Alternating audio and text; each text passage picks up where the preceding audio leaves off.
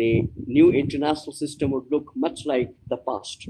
The so-called emerging international system will look more like what is the system today. Nothing much would change. Basically, the flux character, the nature of international system is it remains flux as it is. Chinese model, which though they have been trying very hard to peddle it abroad, supplemented by the Chinese philosophy drawn on the history and the centerpiece of the historical understanding, their understanding of imperial China is Tianjia. Tianjia.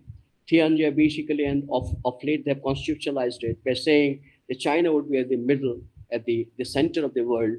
All others would be either assimilated, and those who refused to be assimilated, they were exterminated, and they were branded by the Chinese as the barbarians. Then lastly, the barbarian term reserved for the Europeans, who they hold responsible for the 100 years of humiliation from 1800 till about 1945. Okay, and this is what the Chinese school children have been taught since 1991 in the aftermath of 1989, the Tiananmen episode.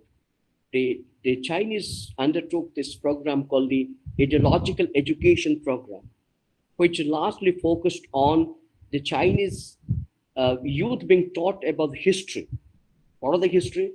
History basically centered around not rise and fall of China, fall and rise, not rise and fall. That was a great imperial China, which was more a civilization than a typical sovereign nation state, how it was battered and destroyed with invasion, occupation, and the massacre of the Chinese by the Europeans, Russians, and European include obviously Russian and the Japanese. And the Chinese have been the children have been taught to remember those days. They're basically remembering the chosen trauma. At the same time, to remind them about the chosen glory, how the glory eclipsed by the traumatic period they experienced in the hands of the Europeans and Japanese. This remains a kind of source of inspiration from their eminent Xi Jinping's idea of national rejuvenation. The national rejuvenation basically speaks about is very much encapsulated in his dream called Chinese dream. What does it mean? It means China would be restored to the central place where it was in the imperial period. So China would become the modern world power. All other power either would become a part of this the tributary system headed by China, or they become simply vassals like Nepal, Pakistan, and they would be simply, kowtowing to Chinese authority without having any voice. So that is the kind of vision the Chinese have.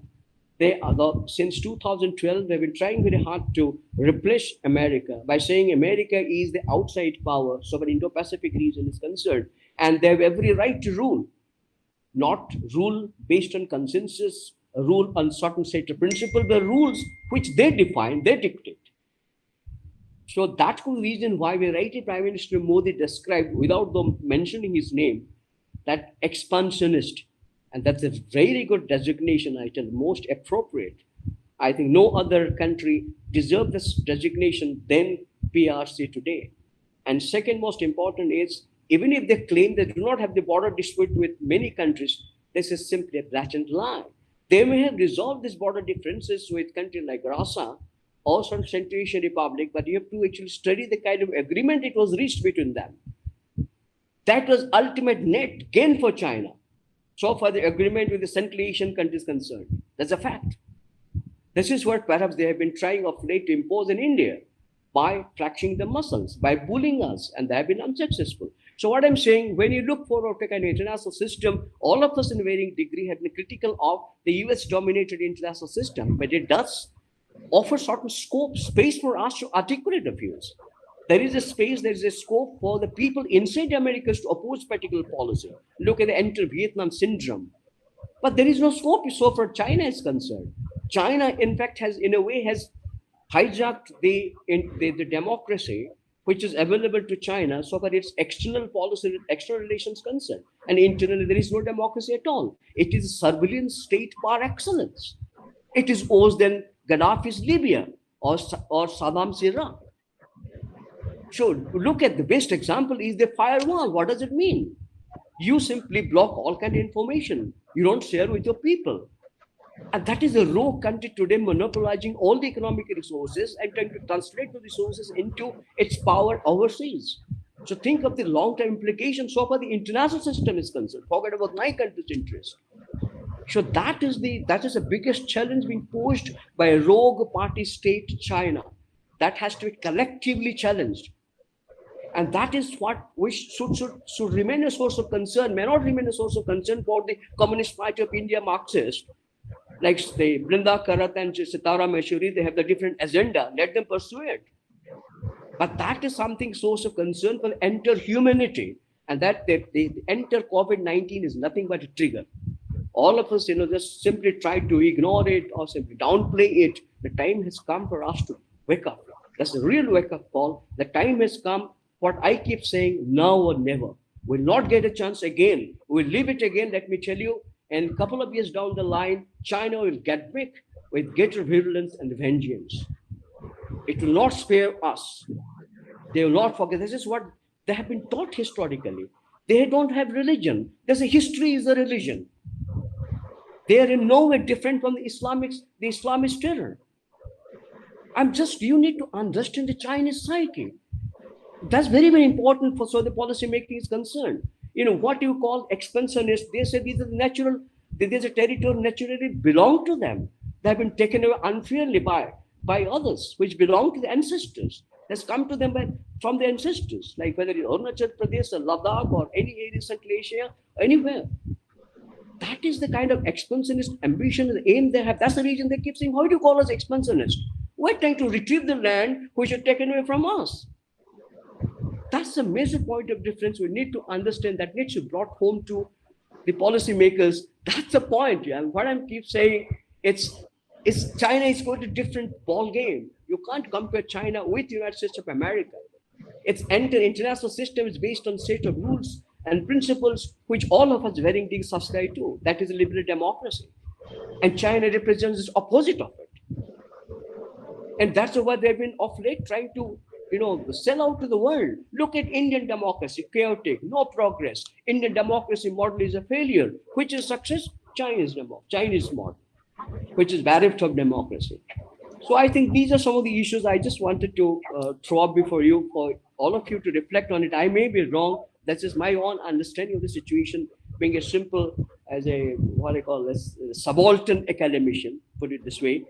I don't belong to the mainstream academician, like the couple of them get strategists, but that's my understanding of the threat I see emanating from across the border from China.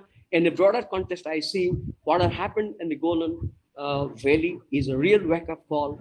And I keep saying the threshold is broken now, we should go back. The time has come for us to remain assertive and challenge what I call the ideologically driven mission of a land-hungry nation, that is China. We should challenge militarily, not diplomatically, militarily and coercively use your power that you have at your command without wasting time, if possible, even form an informal alliance, so as to ensure not the change of regime, the breakdown of China into pieces, at least 7 states, then we can establish a primacy. There's no other scope. I'm sorry to say this, that is my ultimate goal, breakdown of PRC, and that will open up the space for my country to retain its primacy and the what I call Indian character of South Asia. For the South Asia's Indian primacy in this region itself is being constantly contested by the Chinese foreigners into the area. Will be marginalized in our own area, which the Americans crashed in is South Asia. It is essentially, it is Indo-centric, it is Indian region, not South Asian. So that's keeping all that long-term, short-term interest. I think our strategists need to formulate a kind of grand strategy as to how to combat and contain the likely Chinese influence in the years to come. If this opportunity miss out, willingly, unwillingly, I don't know. If we miss out, what is long-term policy to contain and combat China? Because China will remain assertive as long as it is ruled by the CCP. So far, India-China policy is concerned. we are lulled into believing Chinese are fond of Indians. Everywhere you go, people are fond of Indians. When it comes to the grabbing job, I think they tend to get little jealous of Indians, whether in France or Britain or any European country, because you'll find Indians everywhere. They're competing for all these pussy jobs. But then, sir, you are talking about China, which is a party state, is a CCP. It is the Chinese who have no voice, no role to play. They're not like Indians. That's the problem, sir. And last 25 years, basically, nationalism has been used by the CCP as the source of legitimacy. And that nationalism, in a way, has been embedded into the minds of the Chinese youth to the extent they become quite insolent, hawkish. They think this is China. Is this Han population, which constitutes the overwhelming majority, as a country where you'll find more than 63% are occupied, do not originally belong to China. So that's the thing that you have to keep in mind. You are talking with China. So people-to-people relation would not yield a desired result because it's a country ruled by the CCP. They have a standing committee comprising between 8 to 10 members, which now of late has been accommodating all these great, what I call the capitalists. Sir, you need to understand their political structure. There is no election. I know you come around saying that's again a kind of propaganda by the American professors who have been in the payroll of Beijing, like the Rajiv Gandhi Foundation in India and the Chinese Center in Delhi, which for some time in the payroll of the Beijing. They are the ones who have been, singing in a different tone, saying, "Oh, Chinese are known for the deliberative democracy." Bhagwan, what democracy it is. So that is one major point of difference. Sir, when I talk about the war factor of the military, conflict, what I mean is, we should project that way. That is basically projection. We are here to stand up to Chinese bullying. We are not another Vietnam or Indonesia. These are the smaller countries in its vicinity have adopted this strategical hedging strategy because the Americans didn't come to the help they needed it in the Indo-Pacific region. So that's a way we can put pressure on the Chinese government. Number two. Number three is the international environment is quite conducive. This is the time for us to come together, and put sufficient pressure on the CCP. Possibly there would be a changing of the guard. Xi Jinping is a dictator in the making. Read his book published in 2014. It's compilation of his statement in Chinese language. Here is a man who is totally guided by history, the imperial history, which has been idealized like anything.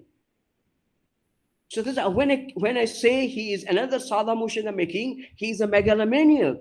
He thinks time has come for the China to assert itself, to occupy that historic position which naturally belongs to China. So if somebody is guided, driven by this kind of ambition, you can deal with him. And the party that you have called the CCP. So we look forward to that kind of change, what I call the change of a guard. If not, then let the government come under that kind of pressure, diplomatic, political, economic pressure, and the pressure of war. Because China today is not a position to go for a war, because the cost of war would be disproportionately more for China than to India. It's an emerging economy, the second largest economy, which has replaced Japan in 2010 as the economic powerhouse. So what I'm saying, you need to put up that kind of pressure on China, so that could be a kind of popular uprising, repeat of Tiananmen Square of 1989. There's a possibility. So we look for a regime change, and the regime change, we can put sustained pressure on the next regime to bring a sort of reforms, the changes which will ultimately help our Tibetan brothers.